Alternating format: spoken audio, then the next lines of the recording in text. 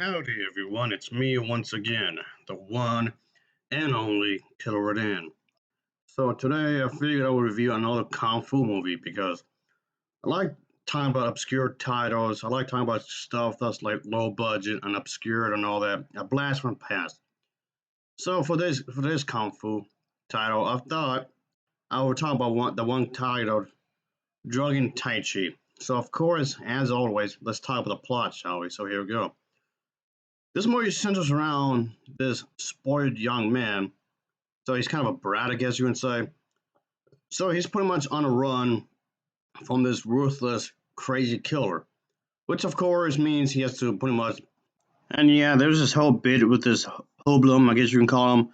Yeah, he's up to no good, and our main character pretty much has to stop him. But let's just say when the main character sees that he's up to no good, he does something about it. The hoodlum's father sees what is going on, of course, and yeah, things become rather interesting, so to speak. So there's like an avenging kind of a thing going on with the story as well. So yeah, they brought that into the story, obviously. So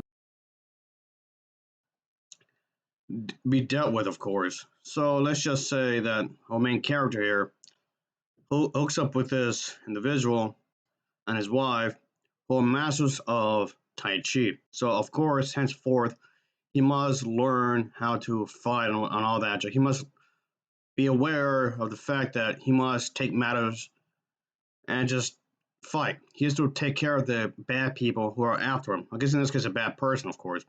The only style I could actually defeat that is killer and make sure this killer is stopped for once and for all. And that's basically the idea here because, like I was saying, it's pretty much centered around this young man. He's a bit of a troublemaker, I guess you can say. And yeah, he goes around, he's trying to do his thing, of course. And yeah, the thing is that yeah, this is supposed to be this kind of storyline where let's just say there's a big baddie. Big baddie must be dealt with, of course, and he's up to no good, obviously. By the way, I'm reviewing the English dubbed version of this film, so yes, there's more than one version of this film that was released.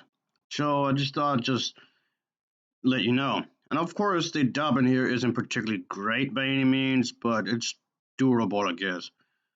But yeah, I just thought I'll just clear that up for real quick because some people may not be aware of that. There's more than one version of this that exists. So there you go, I guess you can say. Okay, this is a kung fu comedy. So I want to get that out the way too because I don't like kung fu comedies. I really do not like kung fu comedies at all. I mean, don't get me wrong, okay? It makes sense to do this. It does make perfect sense to do this. It'd be a great excuse for a lot of slapstick. So it does make sense. Don't get me wrong. It makes perfect sense to have like a specific type of comedy, like slapstick and whatnot. So yeah, I can see why they would want to do that. Is what I'm saying. It's more of a personal preference, really. I just much rather have these be taken seriously. And I'm not saying you can't have any humor, okay? I'm not saying you can't have any humor whatsoever because you can. You can. But I much rather have it be mostly serious, really. Maybe bits and pieces can be comedic, I guess. But as a whole, no. I don't know. Maybe it's just a me. Okay. Before anyone says anything, I know that's more of a me thing.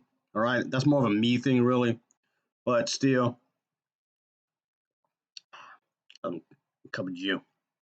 I think I always gotta have my cup of Joe. Oh yeah. So okay, this film doesn't do anything spectacular story wise. It doesn't do anything. It's not trying to. Is what I'm trying to get. It's not trying to become like some masterpiece or anything. At the end of the day, it's just trying to entertain, and that's it. So okay, and it does succeed in doing so to be entertaining in some ways, I suppose. So there's that, I guess. And of course, our main character is trying to do a good thing and whatnot. And yeah, the DVD I watched is from the transfer wasn't particularly great, really. It was kind of grainy, really. And in some ways, I actually didn't mind that, actually. But anyway, nonetheless, yeah, this film does have its moments, I guess you can say. So yeah, so I'll just say that it never really. reach the popularity like some of the other mainstream kung fu movies, but that's kind of besides the point, I guess you would say, because I like to talk about something that's less well known than some of the other titles I've talked about. I mean, yes, I've discussed the more mainstream titles before, but a lot of the more well known modern day kung fu movies, I tend not to like them really very much. So that's why I like to talk about some of the older stuff. I prefer to talk about the old stuff anyway. But yeah, for this one specifically, I can say it was alright, I guess. It's pretty entertaining in its own little way. So I would say check this out. It's a pretty crazy movie, I guess, in its own little right, I suppose. But yeah, it's alright. I guess I'll just give this a recommendation anyway. If this is something like you will like anyway, it's fine. By all means, check it out, I guess. But ultimately, uh, it's just a kung fu comedy. Just like I said, it's not really not my thing. I don't know. It's just for me, it ruins it. Again, I know that's more of a me thing, like I just said a moment ago, but it ruins it for me. I don't like kung fu comedy. I know I've said this before. I know I'll say it again. It's just yeah, no, it just brings it down, really. But anyway, I'll give this film an overall rating of a 6.1 out of 10. It's a 6.1 out of 10. And as always, thanks for watching and take care. Until next time, see ya. Oh yeah, later.